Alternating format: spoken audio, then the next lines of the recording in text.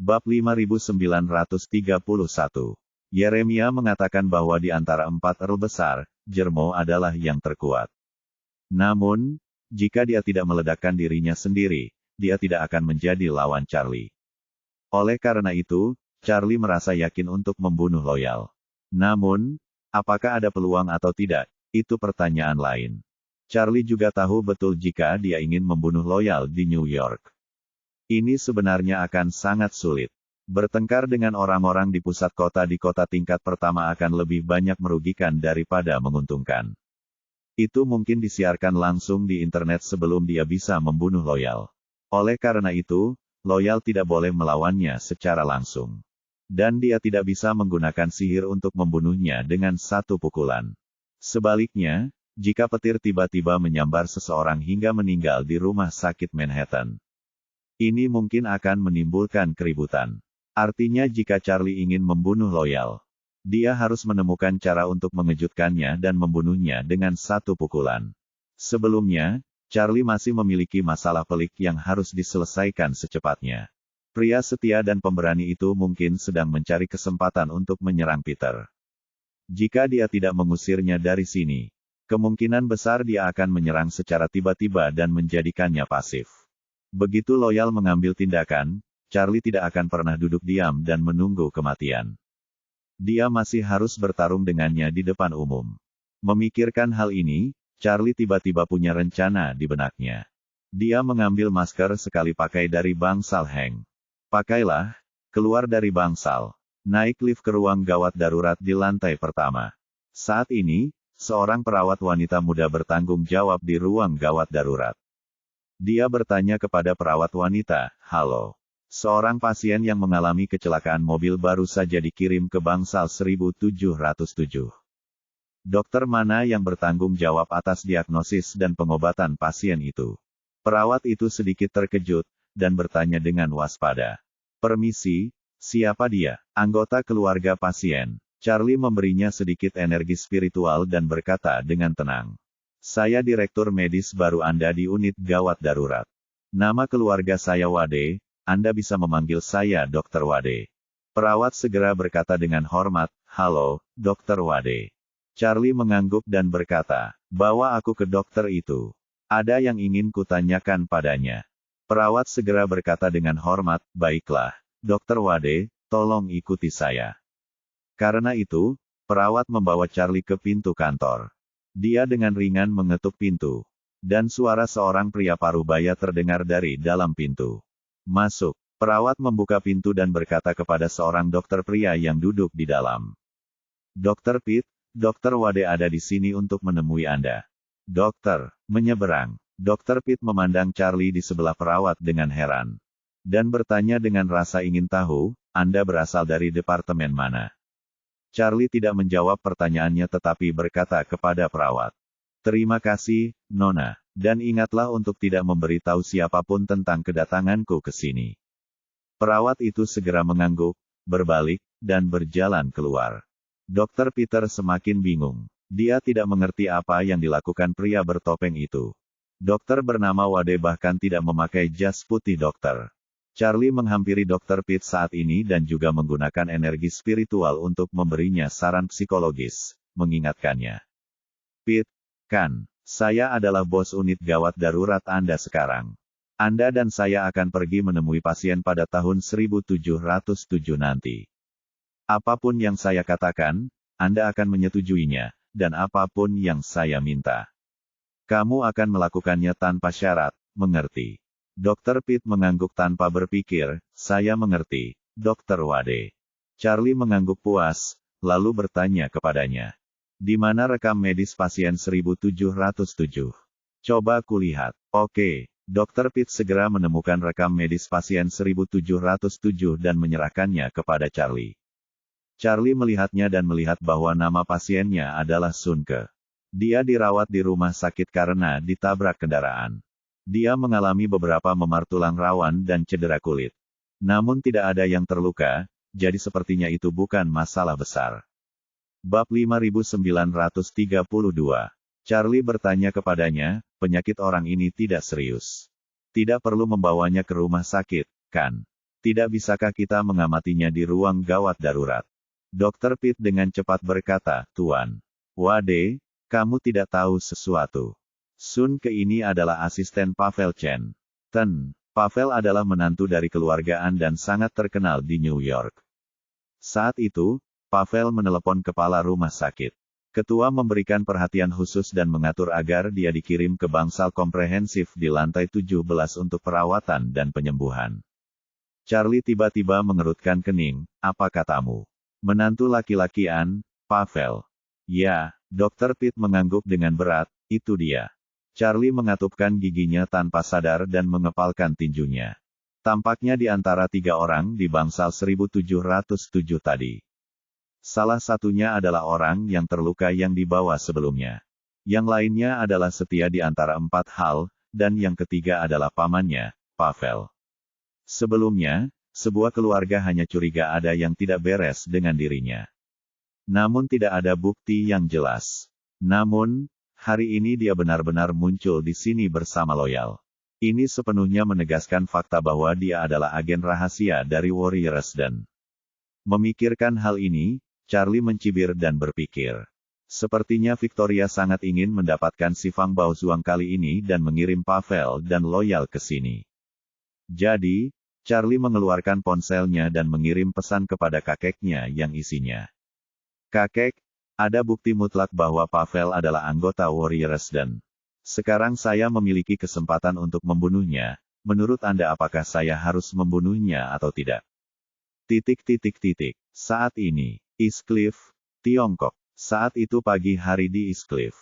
Dan Nicholas sudah bangun pagi, berpakaian rapi, dan bersiap menghadiri acara bisnis yang sangat penting.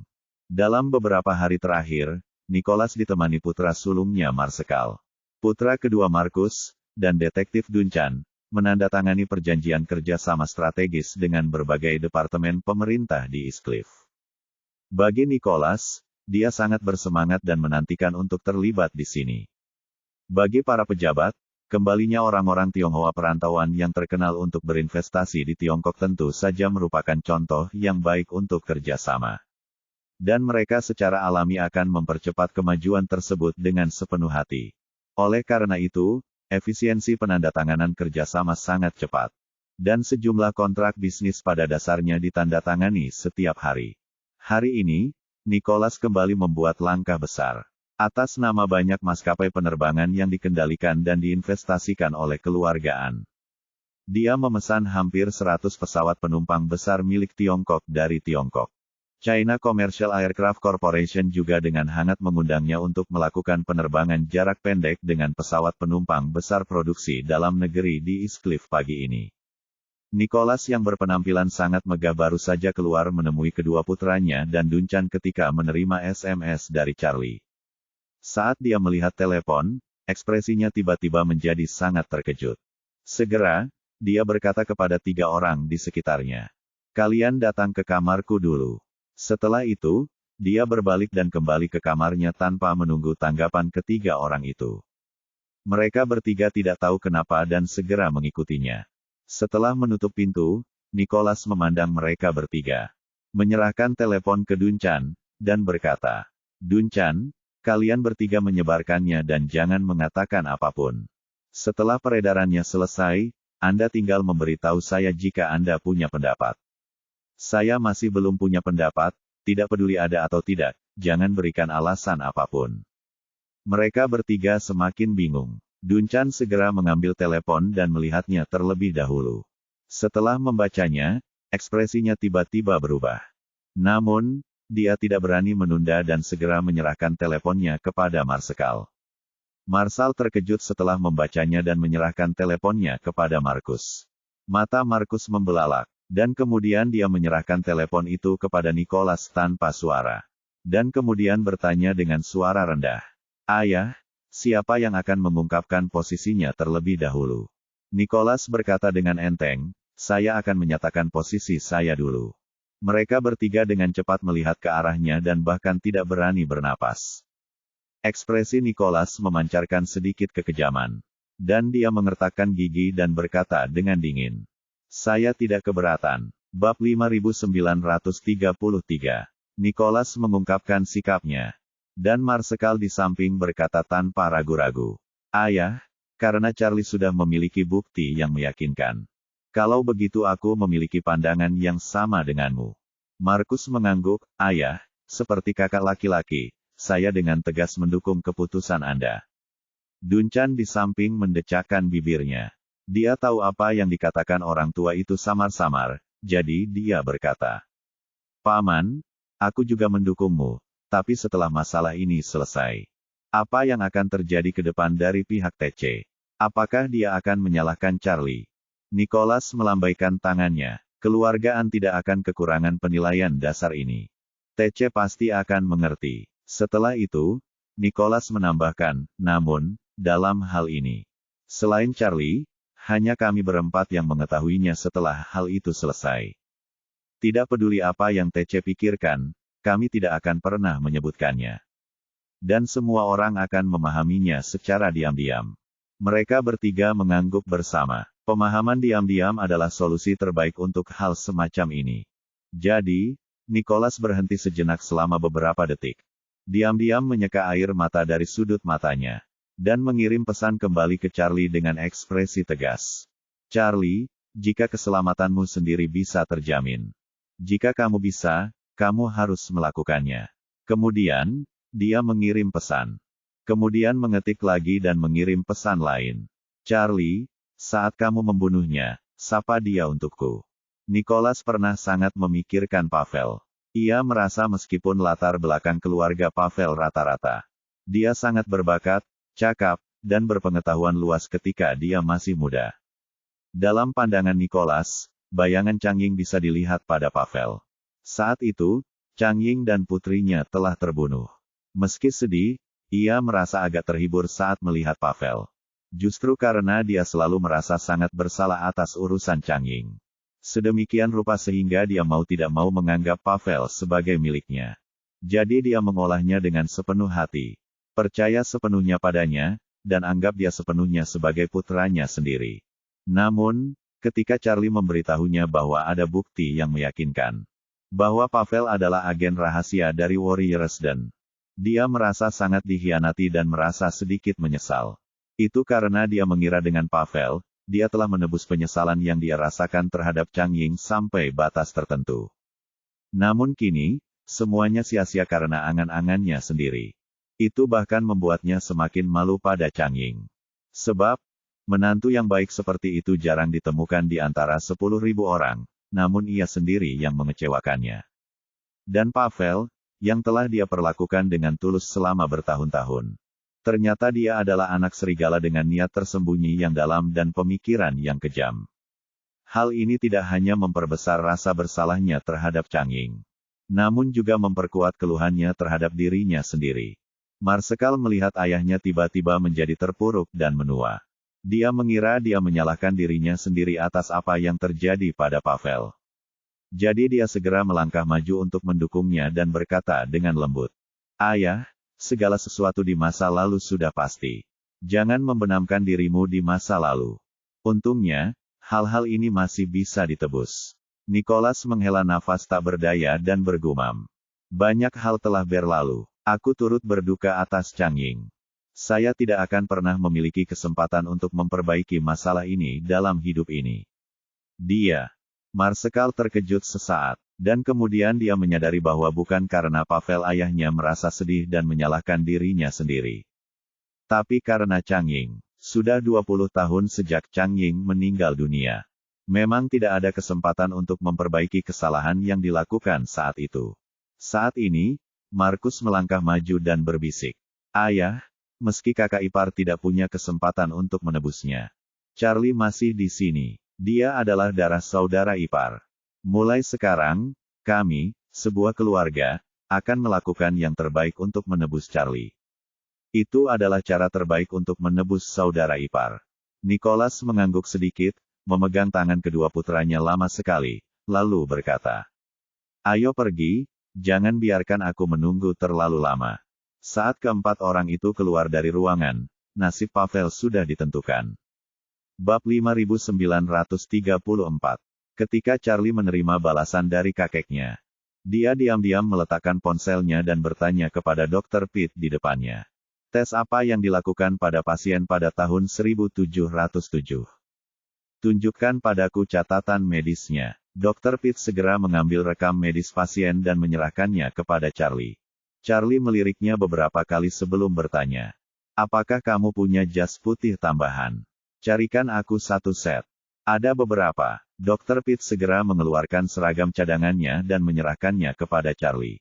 Setelah Charlie selesai berpakaian, dia berkata, "Ayo, ikut aku ke tahun 1707. Dr. Pitt segera mengangguk. Oke, Dr. Wade. Di bangsal 1707 saat ini. Loyal menutup matanya dan menggunakan energi spiritualnya untuk merasakan situasi di bangsal 1701. Dan beberapa lingkungan sekitarnya. Ketika dia menyadari bahwa ada lebih dari 10 atau 20 orang dari FBI yang menyergap di sini. Dia merasa sedikit malu. Bahkan Charlie merasa tidak yakin untuk membawa Peter pergi dari sini secara diam-diam. Jangankan setia. Oleh karena itu, Loyal tidak dapat memikirkan bagaimana memulainya untuk sementara waktu. Saat Pavel melihat Loyal membuka matanya, dia melangkah maju dan bertanya kepadanya. Bagaimana situasinya? Loyal menggelengkan kepalanya, mendecakkan bibirnya, dan berkata, ini agak rumit. Mereka punya banyak orang. Saya khawatir saya tidak dapat menyelesaikannya dengan cepat. Pavel berpikir sejenak dan berkata, jika memang tidak ada kesempatan untuk mengambil tindakan. Kalau begitu, Anda dan saya akan mengawasinya di sini dan menunggu instruksi Tuan Wu selanjutnya. Loyal berkata dengan sedikit enggan. Bukankah itu merupakan kesempatan yang terlewatkan untuk memberikan kontribusi? Pavel berkata, melakukan perbuatan baik dilakukan dengan memanfaatkan situasi. Jika kamu melakukannya dengan sadar bahwa kamu tidak dapat melakukannya. Jika terjadi kesalahan dan Tuhan marah, kamu dan aku akan kehilangan lebih banyak daripada keuntungan yang kita peroleh. Loyal hendak berbicara ketika dia tiba-tiba mengerutkan kening dan berbisik. Berhenti bicara dulu. Seseorang akan datang. Setia merasakan dua orang berjalan menuju bangsal tempat dia berada. Namun, Charlie sepenuhnya menyegel energi spiritualnya di dalam tubuhnya. Jadi Loyal tidak menyadari bahwa Charlie akan menjadi master yang lebih kuat dari dirinya. Tak lama kemudian, terdengar ketukan di pintu bangsal. Setia mengedipkan mata pada Pavel. Saat dokter tersebut membuka pintu, dia melihat dua dokter berdiri di luar pintu. Salah satunya adalah seorang pria kulit putih berambut pirang bernama Pete. Dan yang lainnya adalah Charlie, seorang Tionghoa berambut hitam. Saat Pavel melihat keduanya mengenakan seragam dokter, dia tidak terlalu memikirkannya, meskipun Charlie terlihat sangat mirip dengan Chang Ying. Pavel belum pernah benar-benar bertemu Chang Ying. Belum lagi Charlie memakai masker medis, sehingga tidak akan menimbulkan kecurigaan pihak lain. Setelah Pavel melihat mereka berdua, dia bertanya dengan tatapan bingung, dokter, apakah Anda baik-baik saja? Charlie memandang Pavel, meskipun ini adalah pertama kalinya dia melihat paman yang lebih muda. Sekilas Charlie masih mengenali orang lain. Lagi pula, Pavel juga seorang public figure yang sangat terkenal. Dan materi videonya dapat dengan mudah dicari di internet. Kali ini, Pavel memandang Charlie dan bertanya dengan rasa ingin tahu. Apa yang terjadi dokter? Charlie berinisiatif mengulurkan tangan padanya dan berkata sambil tersenyum. Ini Tuan Pavel yang terkenal, kan? Ini pertama kalinya kami bertemu denganmu. Saya sangat senang melihat Anda.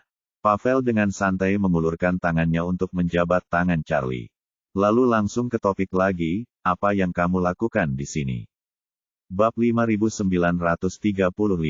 Saat ini, Pavel tidak menyadari apa istimewanya dokter Tiongkok yang memakai topeng di depannya.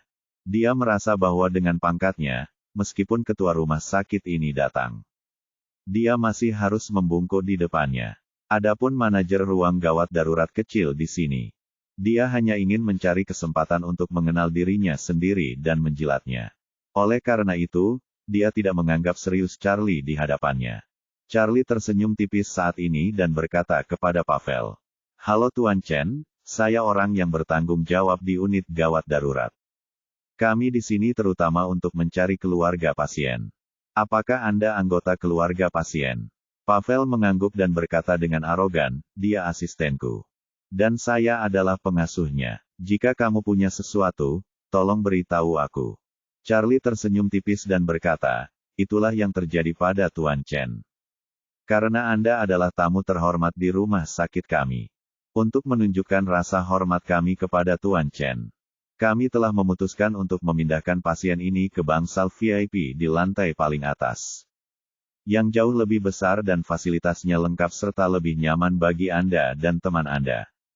Saat dia berbicara, Charlie melambaikan tangannya ke arah pria parubaya tanpa ekspresi di dalam. Tampaknya menyapa dengan penuh perhatian. Dia tahu bahwa orang itu setia. Apalagi loyal sama sekali tidak menahan energi spiritualnya. Ini juga karena Charlie telah menggunakan metode mental energi spiritual yang terkendali. Loyal tidak melihat adanya kelainan, jadi dia tidak terlalu berhati-hati. Loyal sangat bangga sehingga dia bahkan tidak meremehkan Pavel. Jadi bagaimana dia bisa meremehkan Charlie yang berpakaian seperti dokter di depannya? Jadi dia mengabaikan tawaran Charlie sama sekali. Pavel tidak pernah menyangka Charlie akan datang ke sini untuk memindahkan asistennya ke bangsal VIP. Dia secara khusus meminta ketua untuk mengaturnya. Dan kemudian meminta dokter untuk menugaskan asistennya di lantai ini. Mengatakan bahwa dia tidak bisa pergi dalam keadaan apapun. Jadi dia berkata dengan tenang, saya menghargai kebaikan Anda. Tapi tidak perlu mengganti bangsal. Kondisi di sini tidak buruk, dan tidak ada masalah sama sekali. Charlie buru-buru berkata, jangan khawatir, Tuan Chen. Lingkungan VIP di bawah jauh lebih baik daripada di sini. Dan kamu tidak perlu khawatir tentang apapun. Kami akan mengatur seseorang untuk membantumu berpindah lingkungan. Dan juga akan ada orang-orang yang berdedikasi untuk membimbing Anda. Tidak dibutuhkan. Pavel berkata dengan tidak sabar. Jika tidak ada apa-apa lagi, silakan keluar dan jangan ganggu istirahat pasien. Melihat dia sedikit marah, Charlie sengaja merendahkan suaranya dan berkata tanpa daya. Chen, sejujurnya, situasi di lingkungan kita di lantai ini cukup istimewa hari ini. Setelah mendengar ini, Pavel menatap Charlie dengan waspada. Dan bertanya dengan berpura-pura penasaran, situasi apa yang spesial? Charlie dengan cepat menjelaskan, Tuan Chen, kamu tidak tahu sesuatu. Ada seorang tahanan yang tinggal di bangsal 1701. Dan dia adalah seorang narapidana yang mendapat perhatian relatif tinggi dalam 2 hari terakhir. Dia dijaga oleh FBI. Pavel terkejut saat mendengar ini. Dia menurunkan kewaspadaannya terhadap Charlie. Karena apa yang dikatakan Charlie adalah situasi sebenarnya yang dia pelajari. Jadi dia berpura-pura terkejut dan bertanya, apa hubungan tahanan itu dengan kita? Apakah kita akan menghalangi mereka di sini? Charlie mengangguk dan berkata dengan serius. Sejujurnya, penanggung jawab FBI sangat menghormati kami. Persyaratan yang jelas adalah membersihkan bangsal di lantai 17 sebanyak mungkin. Dan memindahkan pasien ke lantai lain. Bagi pasien yang tidak bisa dipindahkan, jumlah perawat harus dibatasi secara ketat. Dan paling banyak hanya 1 kerabat yang diperbolehkan menemani mereka. Bab 5936. Charlie sengaja merilis kisah nyata antara Peter dan FBI. Dan itu menggunakan penampilan paling tulus untuk menipu Pavel dan setia. Tujuannya adalah untuk memisahkan kedua orang secara fisik. Hanya dengan memisahkan mereka dia bisa mengalahkan mereka satu persatu. Oleh karena itu, dia sengaja menggerakkan FBI dan membuat apa yang disebut persyaratan yang sebenarnya tidak ada. Namun, dengan kebenaran yang diungkapkan sebelumnya, kebohongan tersebut kemudian tampak sangat dapat dipercaya. Pavel dan Loyal bahkan tidak berdiskusi apapun. Mereka berdua merasa Charlie pasti mengatakan yang sebenarnya. Mereka juga merasa bahwa FBI harus membatasi secara ketat jumlah orang yang mendampingi pasien untuk mengurangi potensi risiko sebanyak mungkin. Persyaratan ini beralasan dan meyakinkan. Namun, Pavel tentu saja tidak mau menyerah begitu saja.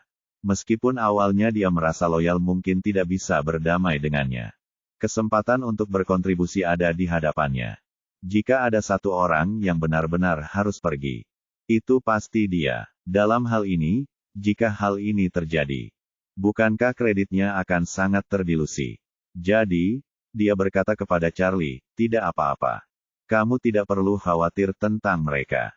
Jika mereka datang kepadaku, saya akan berkomunikasi dengan para pemimpin mereka dan tidak akan mempersulit Anda.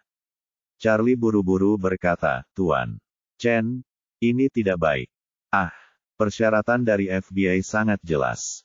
Jika kalian berdua tidak mau berpisah, kamu tidak punya pilihan selain bergerak menuju lantai lain. Saat dia berkata, dia dengan sengaja mengusulkan sebuah rencana.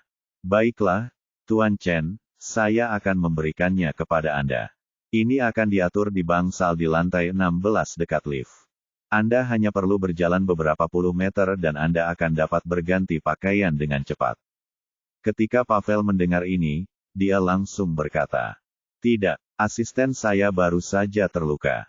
Situasi ini akan semakin menyiksanya. Charlie dengan sengaja mengeluarkan catatan medis darurat asistennya dan berkata, Ten Chen, asistenmu sebenarnya baik-baik saja. Dia bisa dirawat di rumah sakit untuk observasi atau pulang untuk memulihkan diri. Jika menurut Anda itu tidak mungkin, saya dapat mengatur beberapa dokter dan perawat untuk memantaunya 24 jam sehari di rumahnya. Suasana hati dan kecepatan pemulihan orang yang terluka pasti akan jauh lebih baik di rumah daripada di rumah sakit. Pavel sedikit kesal dan langsung berkata, kata-kataku, kamu tidak mengerti, kan? Kubilang yang terluka tidak bisa disiksa. Dia ada di bangsal ini dan tidak akan pergi kemana-mana. Melihat dia menjadi marah, Charlie hanya bisa berkata tanpa daya. Ten Chen, jika pasien tidak pergi, kalau begitu salah satu dari kalian atau pria di belakang kalian harus pergi dulu. Ini adalah perintah fatal dari FBI. Jika Anda menolak untuk bekerja sama, kalau begitu aku hanya bisa mengatakan yang sebenarnya kepada mereka dan membiarkan mereka berkomunikasi denganmu. Asli Mahanole. Pavel mengertakkan giginya dengan marah. Dia tidak menyangka Charlie tidak akan memberinya wajah apapun. Dan bahkan akan mengatakan kebenarannya kepada FBI. Meskipun mereka sangat populer di New York, semua orang tahu bahwa reputasi kepolisian New York dan FBI sedang dalam krisis besar. Mereka pasti akan berusaha semaksimal mungkin untuk memastikan Peter tidak mendapat masalah lagi. Jadi jika mereka melawan, mereka pasti tidak akan memberinya kesempatan juga. Setia di sebelahnya tidak punya ide bagus untuk sementara waktu. Jangankan langsung menindak FBI. Jadi situasinya saat ini sangat pasif. Loyal tidak meragukan kata-kata Charlie. Dia telah mengetahui bahwa setidaknya ada 10 atau 20 agen FBI di sekitar Peter. Dan mereka semua adalah agen FBI dengan peluru tajam. Bab 5937. Masuk akal bagi mereka untuk mengedepankan persyaratan keamanan bagi rumah sakit. Jika Pavel terus menolak bekerja sama, jika dia benar-benar menarik perhatian FBI, itu pasti akan menjadi masalah. Memikirkan hal ini, Loyal berkata tanpa ragu-ragu. Ten Chen, lebih baik berbuat lebih sedikit daripada berbuat lebih banyak. Saat ini adalah masa sulit di New York. Sebaiknya kita tidak mendapat masalah dengan FBI. Saya akan berada di sini. Anda sebaiknya kembali dan istirahat lebih awal. Dalam pandangan Loyal, tinggalnya Pavel tentu akan sangat membantunya. Jika dia berhasil, dia juga akan membutuhkan bantuannya untuk menutupi kemundurannya dan membantu menemukan tempat tinggal yang aman. Oleh karena itu, Loyal tidak ingin Pavel pergi. Namun saat ini, Loyal tidak berani menimbulkan masalah. Ia melihat situasi dengan jelas dan mengetahui mana yang penting dan mana yang tidak. Pertama-tama, dia pasti tidak bisa pergi. Karena hanya dia yang punya kemampuan untuk merebut Peter dari FBI. Kedua, dia tidak berani membiarkan Pavel tinggal dan menantang tuntutan FBI. Karena FBI sangat menarik perhatian FBI. FBI akan memaksa mereka berpindah lingkungan. Maka sulit untuk melepaskan diri. Dan kecil kemungkinannya untuk menang jika mereka mengambil tindakan secara langsung. Tetapi jika mereka benar-benar mengubah pendapatnya, saya khawatir tidak akan ada kesempatan untuk mengambil tindakan. Jadi setelah mempertimbangkan dengan cermat, Loyal memutuskan untuk melepaskan Pavel terlebih dahulu agar tidak menarik perhatian FBI. Saat Pavel mendengar apa yang dikatakan Loyal, Dia merasa sangat tidak bahagia. Tapi dia juga mengerti bahwa dalam kasus ini, dia pasti tidak bisa terus memikirkan hal itu. Lagi pula, FBI hanya berjarak beberapa distrik dari sini. Jika mereka benar-benar memprovokasi mereka, misi ini mungkin tidak akan selesai. Dan Tuhan pasti akan menghukumnya saat itu. Jadi, dia hanya bisa mengangguk tak berdaya dan berkata pada Setia. Setia, tolong jaga dia untukku di sini. Aku akan kembali dulu. Jika kamu butuh sesuatu, telepon aku. Setia berpura-pura hormat dan berkata, "Oke, Tuan Chen, mohon berjalan perlahan." Pavel merasa kesal di dalam hatinya, memutar matanya ke arah Charlie. Lalu mendengus dingin, melambaikan tangannya, dan pergi. Ketika Charlie melihatnya keluar, dia berpura-pura lega dan berkata kepada Loyal. "Terima kasih atas kerja sama Anda berdua. Kami semua di sini untuk bekerja. Mohon mengertilah." Setia tidak meragukan Charlie, jadi dia mengangguk dan berkata, "Semua orang di sini untuk bekerja. Itu bisa dimengerti. Kami mengikuti persyaratan FBI. Dokter, Anda juga harus berusaha untuk tidak membiarkan FBI mengganggu kami." "Oke," Charlie mengangguk, lalu dia berbisik. "Kalau begitu aku tidak akan mengganggumu." Setelah mengatakan itu, Charlie berbalik dan berjalan keluar bersama Dr. Pitt. Loyal melirik ke arah Dr. Pitt yang mengikutinya. Dia merasa dokter itu tampak sedikit terkejut. Namun karena dia tidak mahir dalam sugesti psikologis, dia tidak terlalu memperhatikannya. Setelah Charlie keluar, dia kebetulan melihat Pavel berjalan ke pintu masuk lift dengan marah. Maka dia segera mengambil beberapa langkah untuk mengikutinya. Pintu lift terbuka dan segera setelah Pavel masuk ke dalam lift, Charlie langsung mengikutinya. Melihat Charlie mengikutinya ke dalam lift, Pavel merasa sangat marah. Dia menarik kerah bajunya dan bertanya dengan wajah tegas. "Apa yang kamu lakukan mengikutiku? Apakah kamu memenuhi syarat untuk berada di lift yang sama denganku? Keluar sekarang." Bab 5938. Charlie terkekeh dan berkata cepat. "Chen, tolong jangan marah. Aku melepaskan salah satu dari kalian. Ini adalah permintaan FBI. Orang-orang FBI itu tidak melakukan banyak urusan bisnis sepanjang hari. Mereka sangat tidak berguna. Ada banyak hal yang harus dilakukan. Pikirkanlah, orang besar seperti Anda adalah salah satu tamu paling terhormat di rumah sakit kami. Jika FBI tidak mengomeli saya, memberi saya keberanian, saya tidak akan berani menyinggung perasaan Anda." Dua pujian Charlie membuat suasana marah Pavel sedikit mereda. Dia berpikir bahwa dokter di depannya pasti bertindak berdasarkan perintah. Tidak ada orang lain yang bisa mengabaikan permintaan FBI. Apalagi sikap dokter ini rendah hati dan perkataannya menyenangkan. Kemarahan di hatinya agak lega. Jadi, dia berkata tanpa ekspresi. "Kamu benar, semua ini tidak berguna. Mereka tidak tahu bagaimana menangani bisnis mereka. Dan mereka masih merawat keluarga pasien lain. Sungguh bali matart." Charlie mengangguk dan berkata sambil tersenyum meminta maaf. "Kamu benar." Saat dia mengatakan itu, dia dengan cepat merendahkan suaranya dan melanjutkan. "Chen, jangan terlalu cemas. Saya akan menunggu sampai malam untuk mengamati pergerakan FBI. Kalau di malam hari, mereka santai dan tidak terlalu ketat. Jika kamu ingin datang dan berkunjung, aku akan menemukan cara untukmu." Ketika Pavel mendengar ini, matanya tiba-tiba berbinar dan tanpa sadar dia bertanya. "Apakah metode ini layak?" Charlie bertanya dengan penuh semangat, "Menurutku masalahnya tidak besar. Tapi saya masih harus menunggu sampai malam untuk mengamati. Mereka adalah sekelompok orang yang ketat dan longgar pada satu waktu. Mereka akan lebih tegas ketika pemimpinnya datang. Dan menjadi lebih longgar ketika pemimpinnya pergi." Pavel mengira dokter itu ingin menjilatnya. Jadi dia langsung berkata, "Jika Anda bisa membantu saya menyelesaikan masalah ini, saya akan menyampaikan kata-kata baik untuk Anda di depan ketua Anda nanti." Charlie berkata dengan penuh semangat, "Oh, Tuan Chen, terima kasih banyak."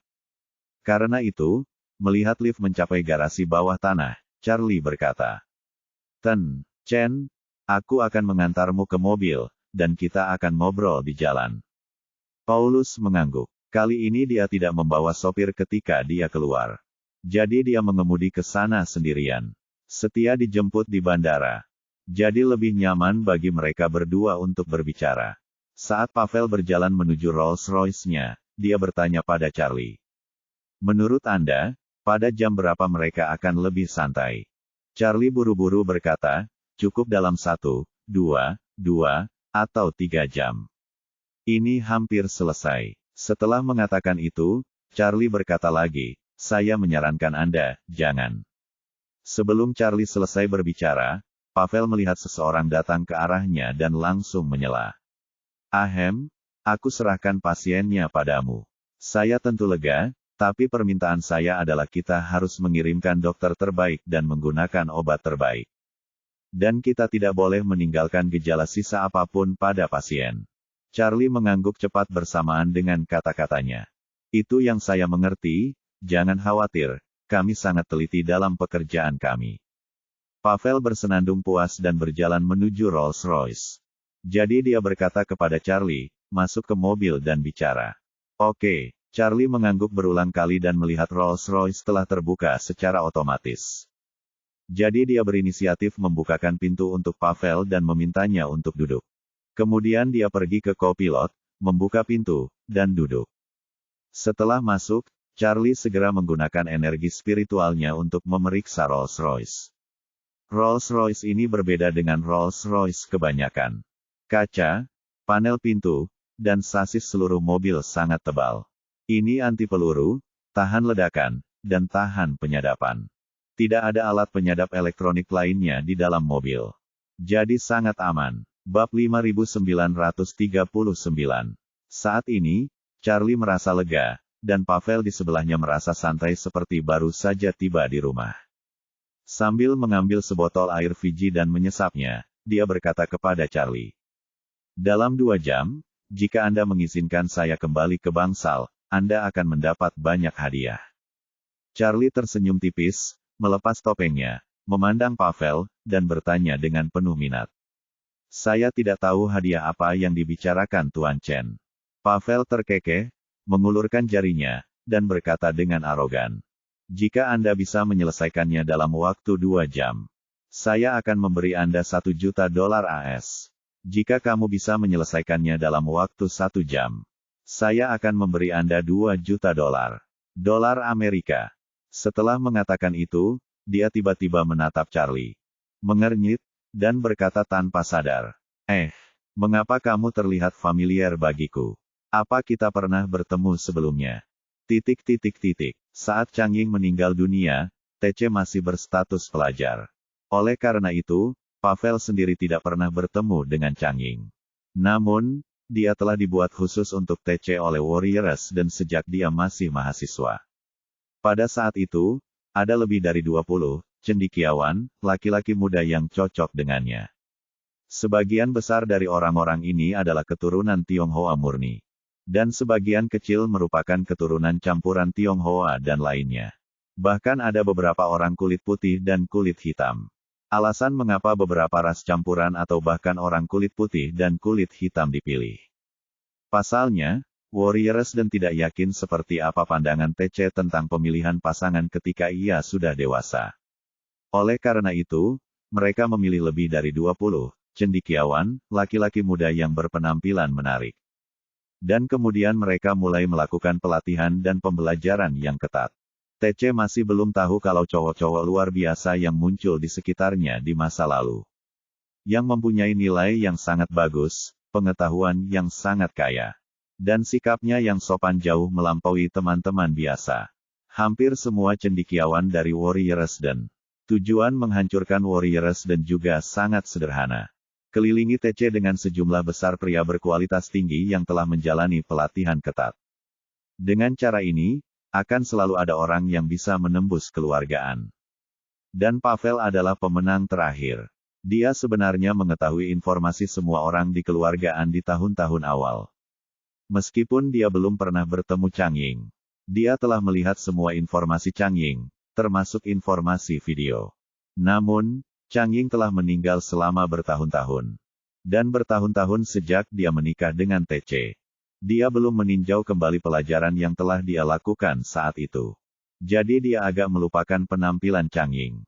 Tapi bagaimanapun juga, itu adalah informasi yang dia hafal lebih dari 10 tahun yang lalu. Jadi dia merasa Charlie tampak familiar seolah-olah dia pernah melihatnya sebelumnya. Charlie melihat tatapannya yang sedikit bingung saat ini dan bertanya sambil tersenyum. Chen, apa menurutmu aku terlihat familiar? Ya, Pavel tidak merasa ditipu. Tapi dia berkata dengan sangat serius, kamu memang terlihat familiar. Sepertinya aku pernah melihatku di suatu tempat. Tapi aku tidak dapat mengingatnya sejenak pun. Charlie tersenyum, melemparkan topeng itu ke konsol Rolls-Royce. Berbaring di sandaran kursi dengan sembarangan, rentangkan tangan, dan berkata dengan ringan. Karena menurut Anda saya terlihat familiar, Tuan Chen. Saya akan berhenti berpura-pura dan menunjukkan kartu saya. Pavel menyadari sesuatu yang tidak biasa saat ini. Sambil diam-diam merogoh kompartemen penyimpanan di panel pintu pengemudi utama untuk mengambil pistol. Dia mengerutkan kening dan bertanya pada Charlie. Apa maksudmu? Apa yang sedang kamu lakukan? Charlie tersenyum dan berkata, Tuan Chen, sebenarnya, aku ingin memanggilmu Paman. Bagaimanapun, pernikahanmu dengan bibiku masih dalam tahap eksistensi. Kata-kata Charlie mengejutkan Pavel. Dia berseru, kamu adalah Charlie. Hah? Charlie bertanya dengan rasa ingin tahu, Paman, apakah kamu tahu namaku? Bab 5940. Pavel mengepalkan pistolnya dan berkata dengan penuh semangat. Temuan yang luar biasa. Setelah bertahun-tahun, saya tidak menyangka Anda akan berada di New York. Ini bagus. Aku akan menelepon kakekmu sekarang. Dia akan sangat senang mengetahuinya. Setelah itu, dia berpura-pura mengeluarkan ponselnya. Detik berikutnya, tapi dia mengeluarkan pistolnya. Mengarahkannya ke kepala Charlie, dan berkata dengan suara dingin dengan ekspresi garang. Charlie, mengapa kamu di sini? Kamu tahu bahwa aku adalah pamanmu, dan kamu masih berusaha sebaik mungkin untuk bermain denganku. Langkah ini agar kamu tahu identitas asliku. Melihat ekspresi mematikan di wajahnya, Charlie telah sepenuhnya menanggalkan penyamarannya. Dan berkata sambil tersenyum, kamu hanyalah seorang sarjana dari Warriors dan kelihatannya cukup bagus, tapi nyatanya, bukankah itu hanya seekor anjing dengan rantai yang sedikit lebih panjang dan perlu meminum obat penawar secara teratur?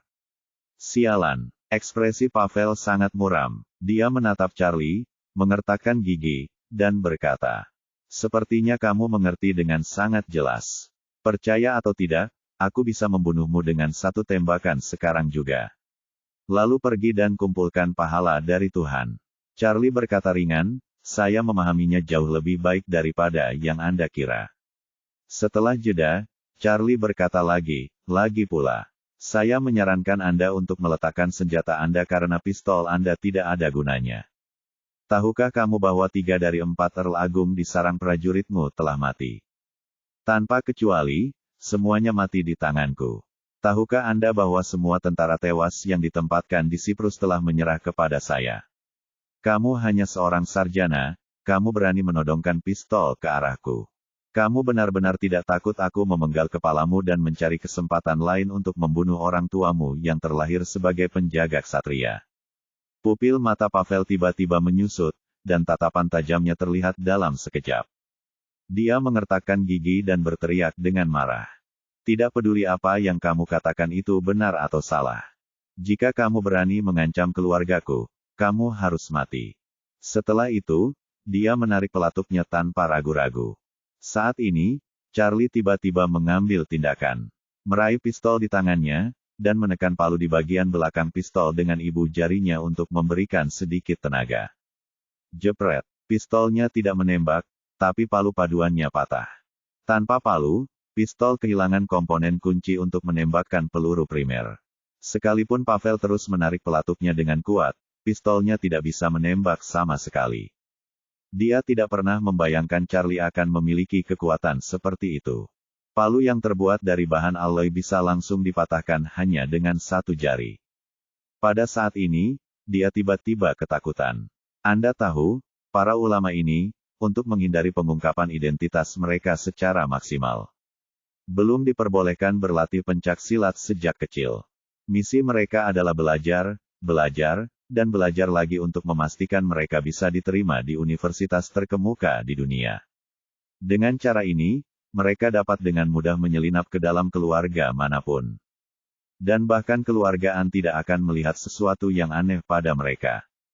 Artinya Pavel adalah sampah yang tidak berguna. Di depan Charlie, tanpa senjata, dia hanya bisa pasrah. Jadi, dia langsung memasang wajah ketakutan. Melemparkan pistolnya ke kursi belakang, mengangkat tangannya, dan berkata kepada Charlie. Charlie, jangan salah paham, meskipun aku adalah seorang sarjana dari Warriors dan... Tapi aku dengan sepenuh hati bekerja untuk sebuah keluarga. Bibimu dan aku juga sangat mencintai satu sama lain. Charlie mencibir, setelah aku membunuh begitu banyak orang di Warriors dan... Kamu masih berbicara omong kosong padaku. Apa menurutmu aku akan percaya? Apakah kamu melebih-lebihkan kefasihanmu atau meremehkan IQ-ku? Pavel menangis dengan sedihnya dan berkata, Charlie. Karena kamu tahu Warriors dan... Kamu tahu, aku juga dipaksa dan tidak berdaya. Sejak kami masih muda, kami hanya dapat melakukan apa yang Tuhan katakan. Jika kita mengendur sedikit saja, kita akan dibunuh, apalagi melawan.